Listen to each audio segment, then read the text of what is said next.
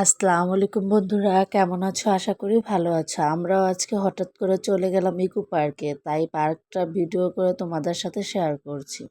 ভালো লাগলে like comment share করে দিবে। আর যারা যারা এই জায়গাটায় যেতে চাও আমাকে কমেন্টস করে দিবে, আমি বলে দেবো এটা কোন জায়গা।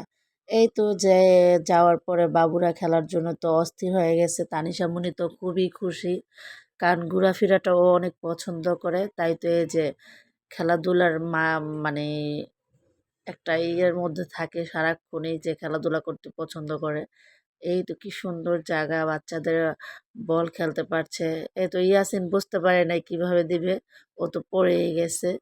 এই তো নূরও দিচ্ছে, সবাই অনেক আনন্দ করছে, এনজয় করছে, খুবই দেখতে ভালো লাগছে। নূর একটু হাসাহাসি করছে। এই তো তানিশামণি বলছে যে আমি হেলিকপ্টারে উঠবো, তাই ওকে হেলিকপ্টারে উঠালাম। আর তানিশামণি এত পরিমাণ সাহস, এই জায়গার মধ্যে আমি উঠতে পারছি না, অথচ ও উঠছে। জানি না তোমরা দেখতে পাচ্ছ কিনা, ও যে লাল কালার একটা ড্রেস পরানো, ও উঠছে, ও নৌকাতে উঠছে, ও ভয় পায় না।